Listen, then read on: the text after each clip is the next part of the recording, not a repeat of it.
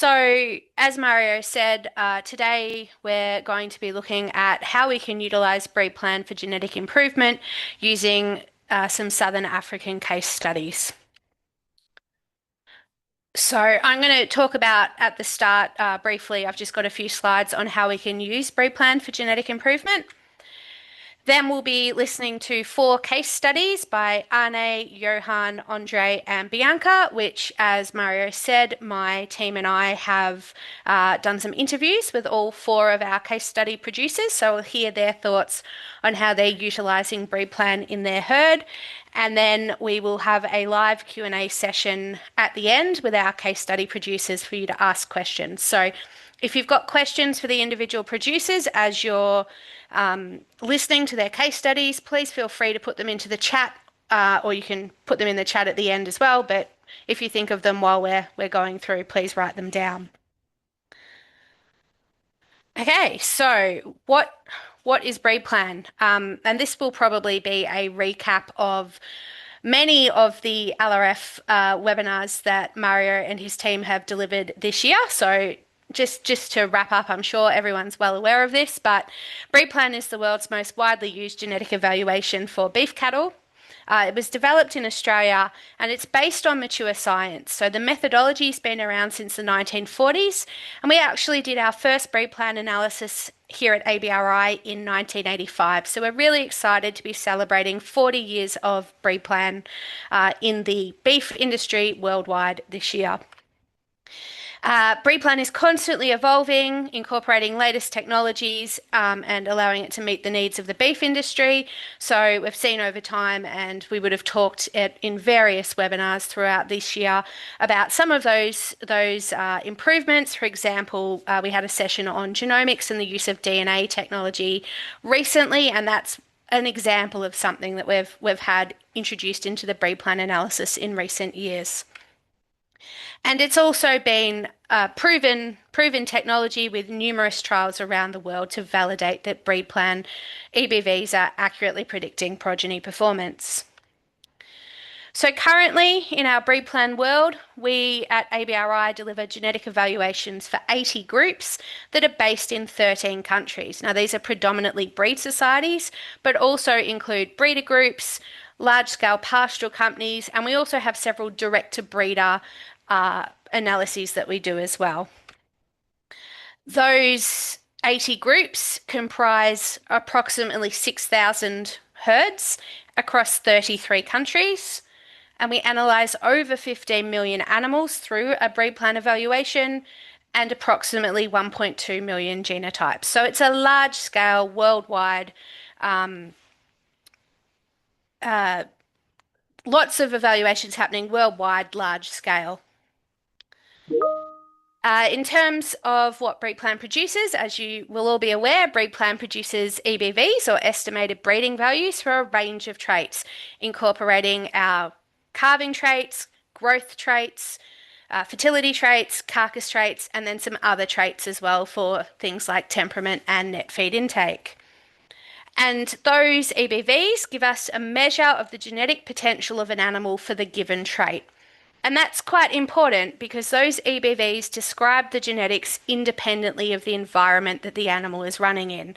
And that's important because if we think about how an animal looks and performs, that performance is comprised both of its genetics that it gets from mum and from dad, but also the environment that the animal's in. So whether or not it's sick, what sort of nutrition it has, its age, all of those are environmental factors that will impact how that animal looks and performs, but they're not things that are passed on to the progeny. So BREEDPLAN is really providing a tool that allows you to hone in on the genetic component of the animal's performance, that which will be passed on to its progeny and the next generation. So BREEDPLAN is delivering validated science. It's a useful tool to allow us to gain an understanding of the genetic merit of animals. It's underpinned by science, and we, as you will have heard in previous sessions in this webinar series, BREEDPLAN is removing the environmental effects of performance through our contemporary groups, but also through factors like genetic linkage, it's allowing us to compare animals that are running in different environments. And those EBVs are accurately predicting progeny performance. So we're confident in the science behind BREEDPLAN, but I think the most important question to ask yourself as a cattle producer is, are you utilising BREEDPLAN to its full potential? So I think the first thing to think about when you think about how are you utilising BREEDPLAN on your own property for your own cattle production is, do you have a breeding objective? Do you know where you want to go? So having a breeding objective allows you to evaluate where your herd is currently, where would you like to take it into the future? And then this will inform how you can utilise BREEDPLAN as a selection tool. So when you're thinking about what are my breeding objectives, where do I want to go, things to consider are, what's your operating environment? What's your target market? Where are your cattle going when they're turned off? What is the current performance of your herd for those different traits? And what are the profit drivers? Which traits are important for both income but also cost on your property and in your production system?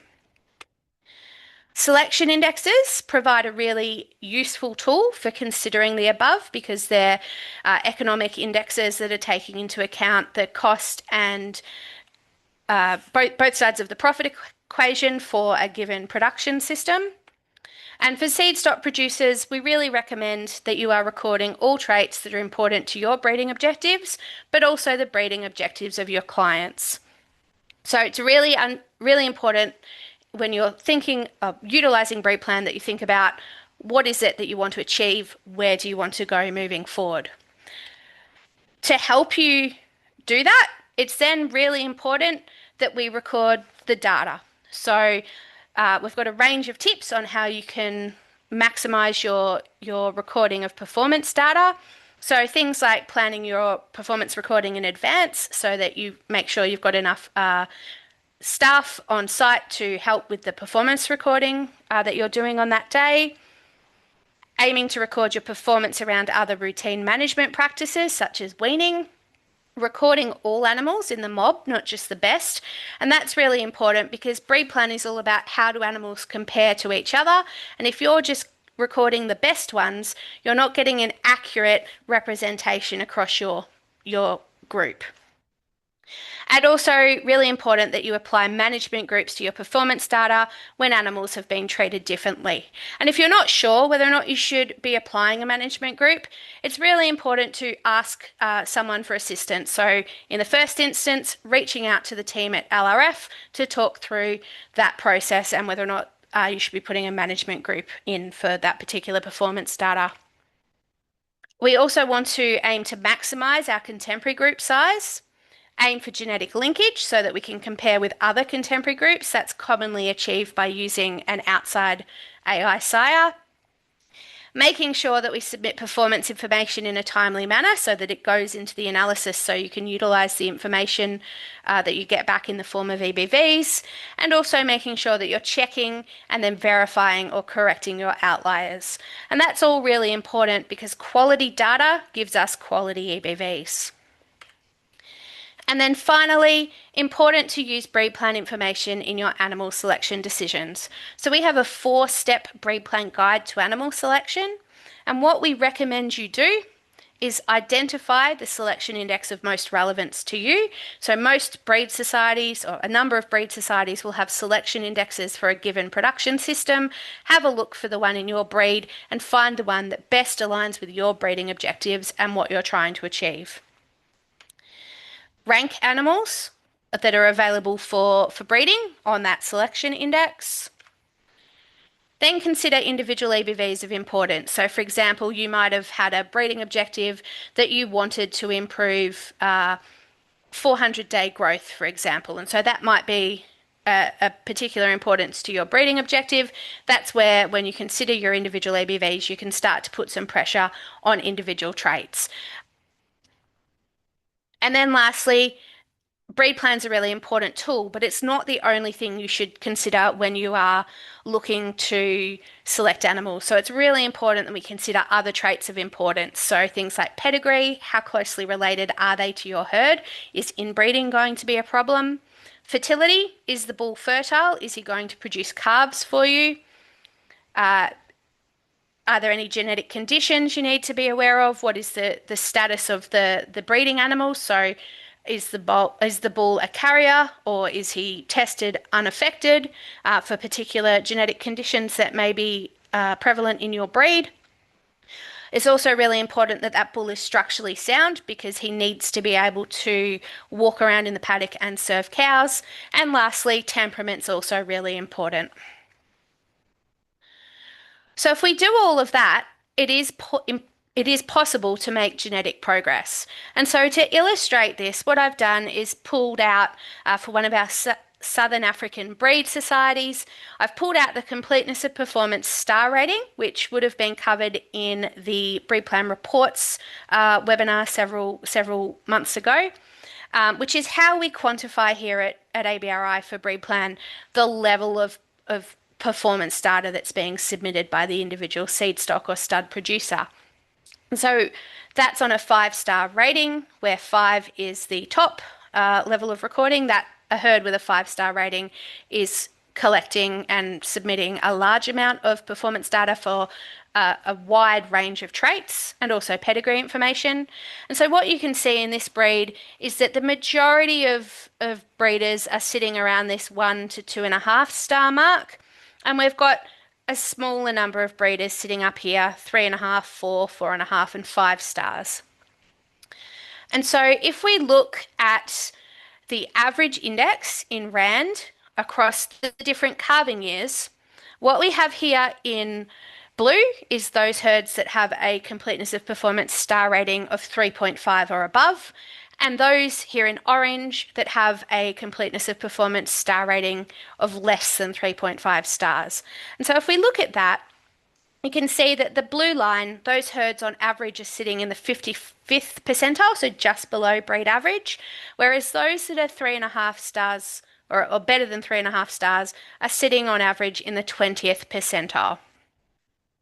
And that equates to a 70 Rand difference.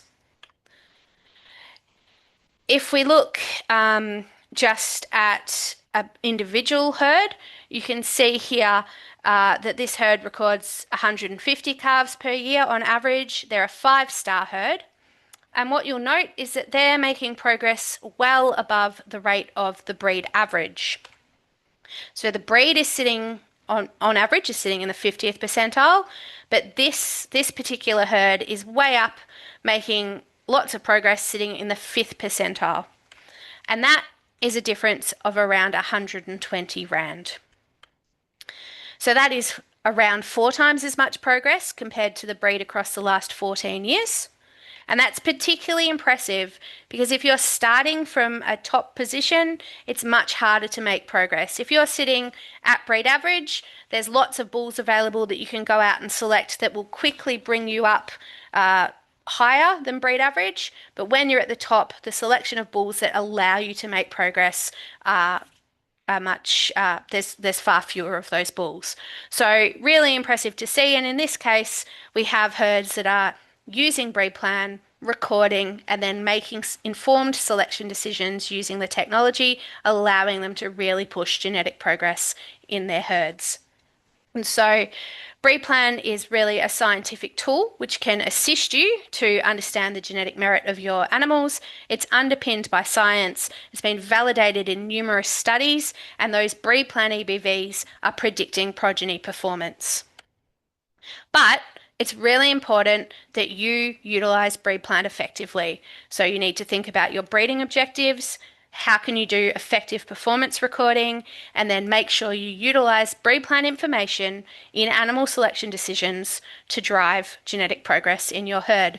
So I'm really excited to share 4 case studies now of breeders across Southern Africa that are doing this. So I'm just going to stop sharing this screen and then we'll share the videos.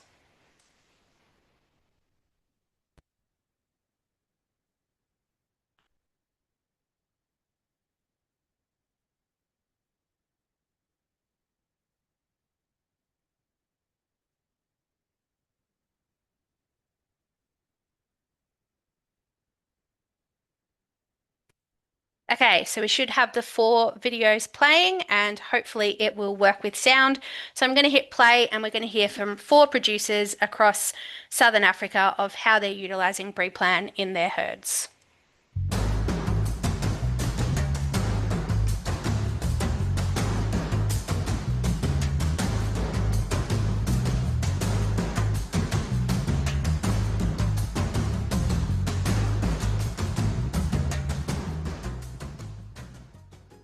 Hello, my name is Fiona MacArthur from the BREEDPLAN Extension team, and I am joined by Anna Gobula from South Africa.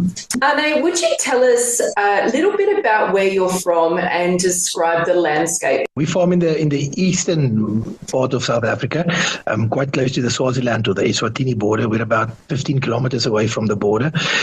So we're farming in the eastern, old Transvaal, or the Mpumalanga province as it's known today. We farm cattle mainly. We are in the meat and the cattle business. So what we have is a quite mountainous type of farm, mainly veld, a little bit of forest. We farm Simra cattle. We've been farming them for the breed specific from almost 1980 onwards. So we've been farming them for quite a while now. We farm them. I have a stud and a commercial component on the farm. So the stud is mainly used to bring in genetics from outside the herd and then reproduce the genetics and then use the bulls we breed in the stud. I use them on the commercial side. So like I said, we in the farming or in the meat business. So we have a abattoir and a butchery on the farm that we process all our own animals, and we supply the meat at the end of the day to the end producer or the end consumer. So commercial and stud, Simra cattle, and that's roughly the animals. We have a little bit of a mixed farming, but that's the main component of it. We're going to talk all about genetics today, so we better start off with your breeding objectives. Can you tell us what your breeding objective is and what traits are important to you? The farm in the meat business, so meat characteristics and animals that carries a lot of meat is quite important for us. But even more than that, the 2 main factors I'm looking at is almost adaptability and fertility is the 2 main drivers in our herd. Those 2 traits almost work together. So production is what we do. So we need animals that, by being fertile and being adapted, she needs to still carry meat and produce animals that will be able to grow quickly, grow fast, grow on natural veld. That's the other big important thing for us. Like I said, our farm is quite extensive. It's quite mountainous. It's quite out there, so you have to be able to produce from the veld. There's not a lot of resources you can use to farm intensively, and that also. The more you intensify, the higher the cost goes up. So you want to produce as much kilograms of meat from the veld or from the natural pastures and the natural resources as you can. What does your breeding program look like? How many head? Yeah, we farm about, it quite differs throughout the years and so forth, but about between 900 and 1,000 head of breeding females we use. I differentiate them into 2 breeding seasons. We have a winter breeding season and then a summer breeding season. So we usually breed in South Africa. We breed from start of June and through to July. That's the winter. For those components, you have to have some sort of plan how you will subsidize those cattle. So we do cover crops after where the cash crops comes off of the veld, or intercropping, or some sort of extra green pastures you have to plant for them, and you have to make sure you have enough feed for them. So 1/3 of the herd is roughly bred in the winter. The other 2/3 are going into the summer breeding season, which is much easier, if I can call it in that sense. Better veld, better rainfall, but then the parasite pressure comes in a lot. So we have a very high concentration of ticks and internal parasites and so forth. That's the summer breeding season. That's usually done from half November through to the end of January. So that's how our seasons work. So 1/3 in the winter and 2/3 in the summer. Data recording is really important, especially on the stud side of your production. You've got over 25 years worth of data recorded with BREEDPLAN. How has BREEDPLAN changed the way you run your breeding operation? BREEDPLAN is a massive part of our management. All the data we collect gets sent obviously to BREEDPLAN, where the data gets processed, and we get the EBVs back. So by having that information on hand and how each animal produces and how each animal performs, it's a very good tool to use in terms of selecting the future bulls, the which animals to stay in the herd and which doesn't, apart from the obvious stuff that happens on the farm. So that's quite a valuable tool to have to know, apart from what you see, how does the animal actually perform and what's the composition of the animal. It's a very handy tool to have and know with what you are working, apart from the phenotype. With all the data you're collecting, precision management is really important for you for achieving those breeding objectives you mentioned earlier. I've been told you're a bit of an avid user of Herdmaster. How long have you been using the software and how has it made your life easier as a stud breeder? It's a big game changer. I've used Herdmaster since I've started my stud in 2010, so it will be 15 years now.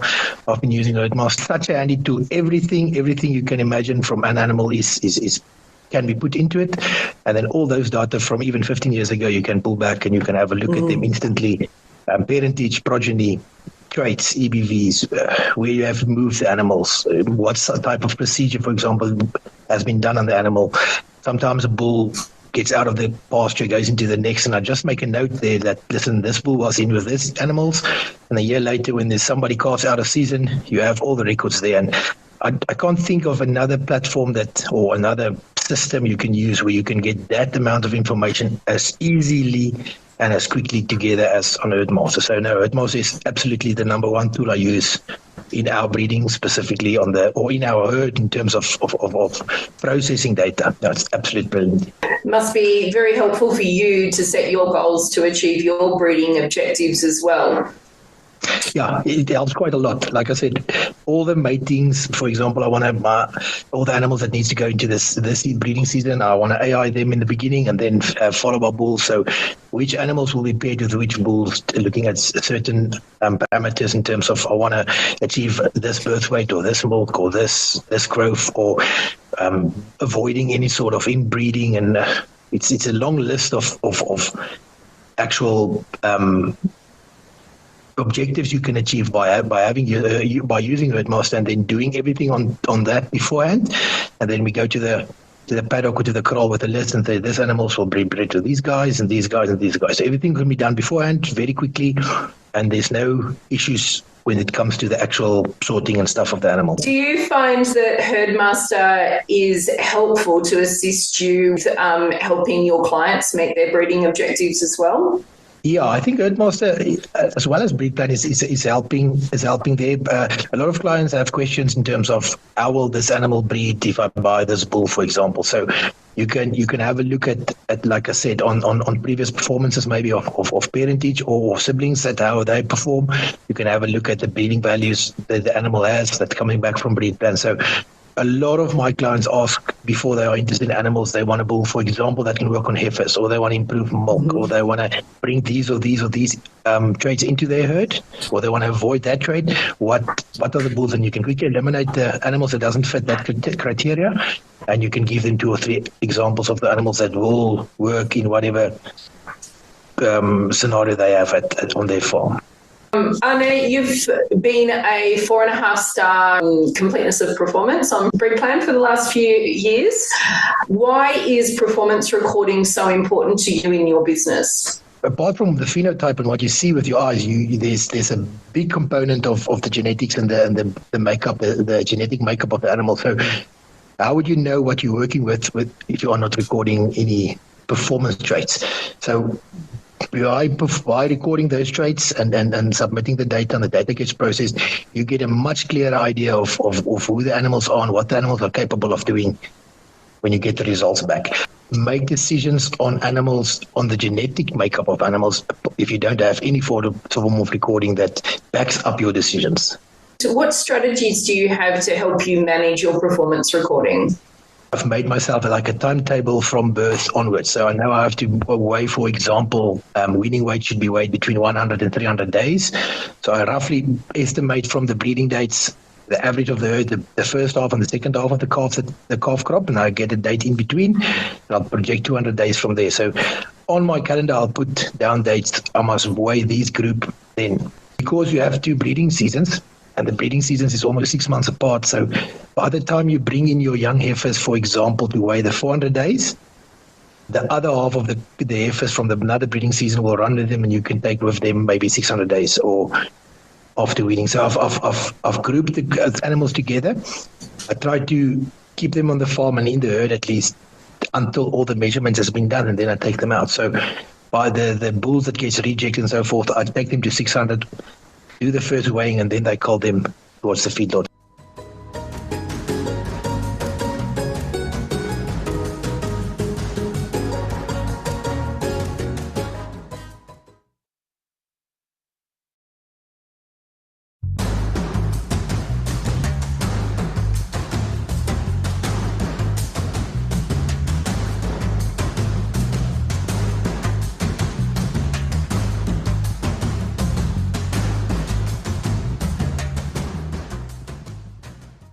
And today I'm interviewing Johan Steiger from BTB Simmenthaler. Johan, would you like to please introduce yourself?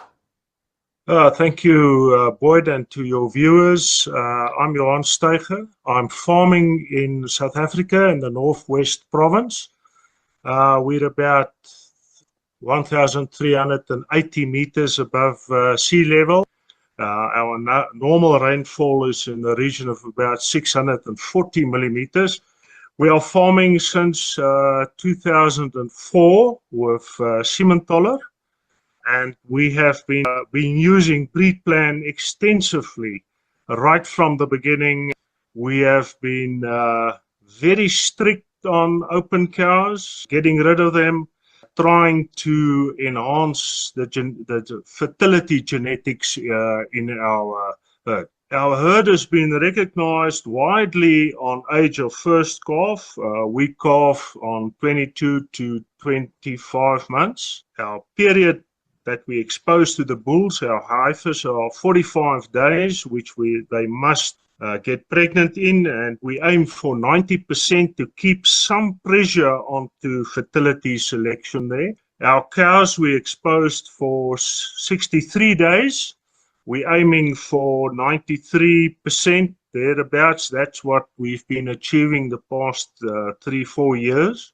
And we're now seeing the days to calving, EBV, going the right direction.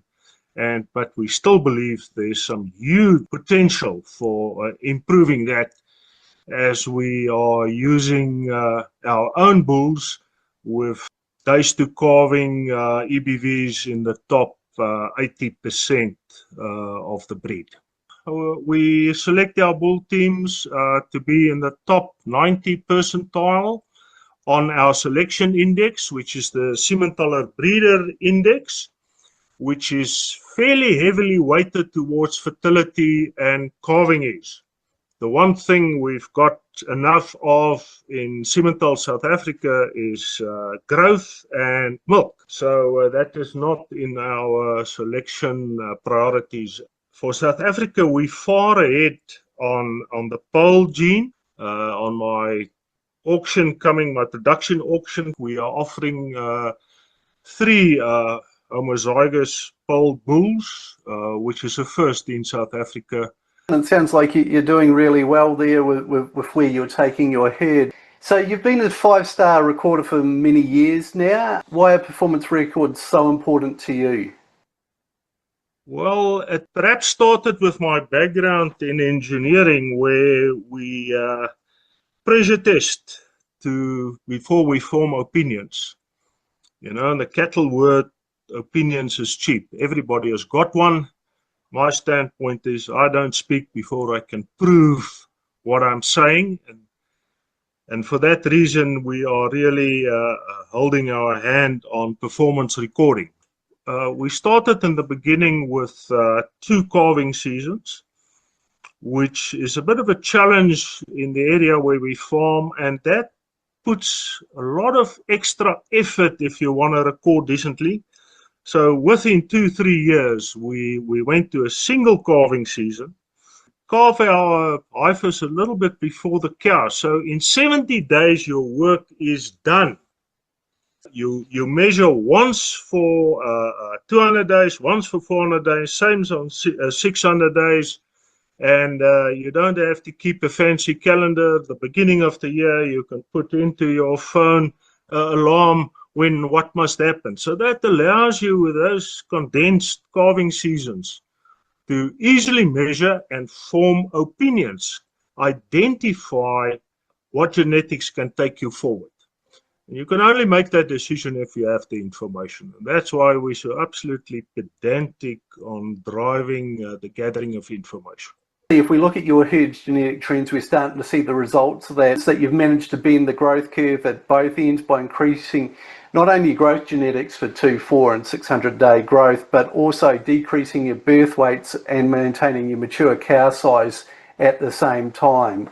Do you have any comments on that you would like to make? Yes, Boyd, the double curve breakers is the holy grail.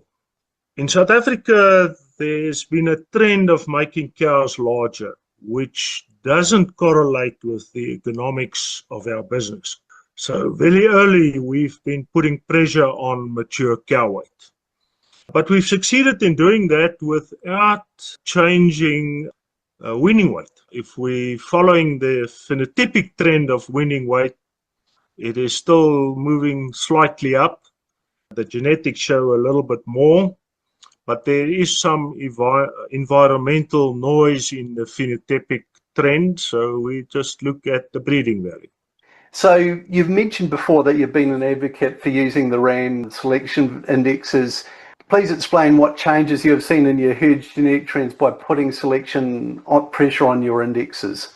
The Simmentaler breeder index is really the magic wand, because if you analyze the index, it's got this 22% pressure on fertility, which is where you must start. If you haven't got anything to sell, you're not going to be in business for long.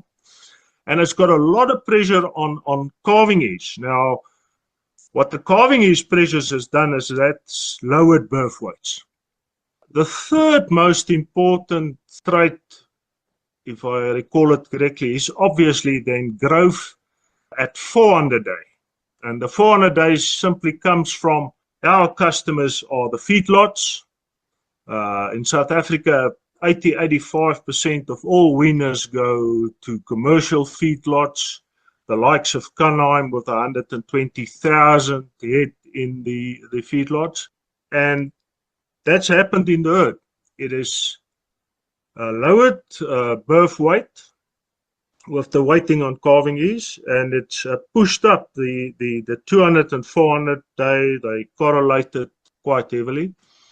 And with our selection pressure on mature cow weight, we've got those double curve benders what we want. How do you go about educating your clients about how best to use BREEDPLAN information when they're purchasing your bulls? We've got a breed improvement committee which makes it its task to hold farmers' days, educating our breeders first of all. I tend to find that the commercial guys which only live out of their cattle, that's fertile soil for our message. How do you select to be more profitable? So we've been holding workshops, lots of them. I'm also a speaker at the annual Stockman School in South Africa. This year it's the 17th Stockman School. This year Christian Dove is attending it. We always get nice support from BREEDPLAN. We will have at that Stockman School in the region of between 100 and about say 180 farmers from across the country, from the whole spectrum of cattle farming, listening to the science of what we do. And we've got a bit of practical sessions, all of that. And well, it's running through the 17th time, so it's been hugely successful. So one final question, Johan. Simmentaler BREEDPLAN includes cattle registered right across southern Africa, including Namibia and Zimbabwe. How has the ability to compare cattle across borders been beneficial to your herd? Yes, Namibia. They started around 1900, recording very well. And they've got a couple of independent bloodlines, which we can use for outcrossing. At the stage in our breed, there was a couple of bulls, and I must say too few bulls that were in fashion, and everything is related to each other. So we always looking for unrelated bloodlines. And Namibia has been also importing out of Germany. Namibia, they run them in the sandy desert, they run them in the mountainous desert, and after they finish with them, there's been proper selection, and those bulls do very well in South Africa. Often to achieve selection, you've got to challenge your animals, don't you, to really see which ones perform under all conditions. That is certainly so, because in South Africa, intercalving period is in fashion. But the guy looking so well, especially after the registered cattle, that there's no selection pressure, because they change the environment. They don't change the cattle, they change the environment, and then shout from the rooftops. What we're interested is those bulls that come out those challenging environments where the average rainfall is in the region of 300 to 400 millimeters. Those with days to calving numbers, those we are interested in.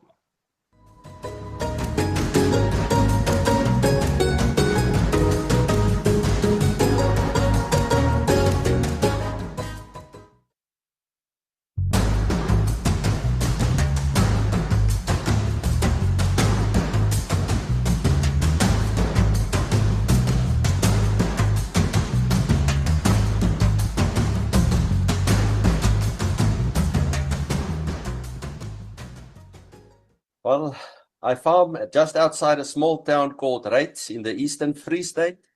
It's one of the provinces of South Africa. And my focus is on Brangus cattle. And I started with stud breeding back in 2003. Well, I bought a farm that had a different breed on it. And the first year, the buyers didn't want to buy my weaner calves. So I bought Brangus bulls and used it on those crossbreeding, and the next year all my weaners were sold. So that's where I fell in love with Brangus. No, I only started in 2003, like I said, with the BREEDPLAN. And yeah, our breeding goals was clear. We wanted small calves at birth that grow quickly into medium frame animals. Fertility is a top priority, and every cow must produce and wean a strong, healthy calf each year. Yes, I'll start first by just saying we in the Eastern Free State has cold winters and sour veld, so our cattle need to be well adapted to these challenging conditions. As a result, our animals tend to adapt easily when moved to other parts of the country. We AI all our heifers at 24 months of age every year. Our success rate with AI is typically between 50 and 60%. The process gives us access to top genetics, both local and imported, at a reasonable cost, allowing us to stay aligned with our breeding objectives. Yeah, we use the vet that is looking after our herd because we just do AI once a year, and so that's better for him that's doing it more regularly. Yes, I definitely use a backup bull that is similar to the bulls that we AI with, so that we can still get the results that we're looking for. Yeah, well, I can say maybe BREEDPLAN helped me focus on traits that align with my breeding goals. It removes the guesswork, making progress more consistent and reliable. It also helps to avoid negative correlated traits. For example, selecting growth without compromising fertility. Yeah, I definitely tell them BREEDPLAN is a very good program to use. I firmly believe if you measure, you know your herd. I rely heavily on performance data and index accuracy when planning matings. The BREEDPLAN mating prediction tool gives you a 50-50 estimate of desire and the dam's contribution. The more accurate your herd's data, the more accurate your predictions will be. Like we do the ultrasound scanning also. We use ultrasound scanning to measure key traits like ribeye area, rib fat and rump fat. A larger rib eye area usually indicates more muscle and higher lean meat yield. It also plays a role in strengthening and supporting the spine. Rib fat reflects the animal's energy reserves. Those with higher rib fat under the same conditions tend to be more adapted to our environment. Rump fat gives us insight to an animal's nutritional status and energy reserves, and is important for maintaining body temperature, especially during our cold winter. Yes, now definitely the Brangus calves are doing well in the feedlots, and that's why we're concentrating on the BREEDPLAN again for low birth and good growth 200 and 400 days. And yeah, the feedlot lot, they like Brangus and they like to buy our winners from us, and they get good growth out of them.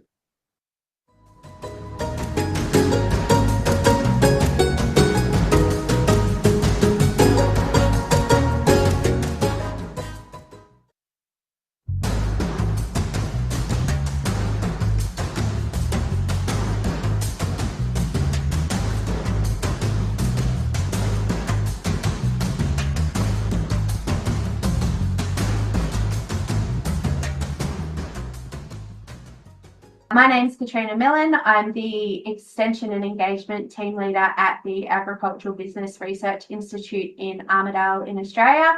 And joining me today, I have Bianca, who is based close to Windhoek in Namibia. So Bianca, to get started, can you please introduce yourself? Yes, good morning, Catriona. I'm Bianca Luse, born Rouge, and we farm close to Windhoek on the Liechtenstein farm. And we breed Simmentaler traditionally, and also Red Brahman. And our stud on this farm was founded in 1970, and the Brahmans in 1979.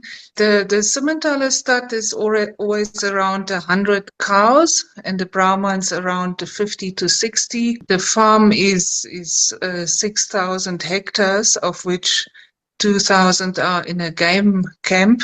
Do you have breeding objectives for both of those studs? The breeding objectives are the same for both studs. The breeding objective is very simple, but also very complicated to achieve, because it focuses on producing cattle that can reproduce and produce at a profitable level in our environment. You took over the studs from your dad. What did you learn from your dad that you're still applying to your farming operation today? Using as much as big groups to do the analysis and to do the recording the traits, then recording all possible traits, also looking at the whole herd and not focusing on single animals, advancing the whole herd in all aspects simultaneously. What did your parents teach you about selection and individual traits? We were taught, and we practice this actually all the time, is that it is not good to focus on one or two traits only. It is best or better over the long run to focus on all the traits and advance the whole herd. Would you be able to expand on how BREEDPLAN has helped you achieve your breeding objectives? Since BREEDPLAN has started in Southern Africa, we have been part of it. It is a part of our breeding as much as the other parts that you need in breeding, like looking at functionality and type. And continuously we look at and measuring as accurate as we can, and then using the results that we get back from BREEDPLAN in the selection process. What I use most is the EBV graph. That is for every animal, and I keep looking at that throughout the year again and again. And then I keep looking at the annual reports where breeders get their position against the breed average for the different traits. We try to stay a bit above the national average or the breed average, so that we can make sure that we are improving. We don't want to lag behind, and we want to make sure that the animals that we provide to our clients actually do bring genetic improvement. Namibia's commercial beef industry recently has shown a lot of interest in EBVs. Can you elaborate on what you've been experiencing? Yes, over the years, we've always educated our clients on EBVs and on how the system works. So over the years, we have developed the genetic part of breeding and selection in such a way that our clients understand it and they make use of it. In Namibia, all sales catalogs have EBVs in them. And you will see at auctions that the buyers come and they ask about it, and one can have a meaningful discussion with them about EBVs and the EBVs of the animals are for sale, and that just makes everything so much more professional and meaningful, so that farmers actually on their level can select animals that will fit their operation and bring them also advance in genetics and in their profitability. I just wanted to expand on what you've done to educate your clients. So as you said, you run client education days and field days. What's been your experience of how they're received, and what sort of format do they take for others that might be interested in educating their clients? Yes, the first thing we do is regular farmers' days. So we invite clients and interested people to come to specific farms or to auction days or to courses, so where the speakers speak about this topic. Sometimes in the courses offered by the societies on animal selection, some people talk about the basics of EBVs and how they are used. So it is very much part of the whole cattle scene in Namibia to talk about EBVs and to educate people. And we also, through the societies, regularly invite international speakers that are experts on certain topics to speak to the farmers, so that we get the information and the new developments right into the farming community. In both of your breeds, Simmentala and Brahman, those breed plan evaluations include cattle registered across a number of African countries, for example, Namibia, where you're based, South Africa, Zimbabwe, and Botswana. Has the ability for you to be able to compare cattle across borders been beneficial? Yes, definitely.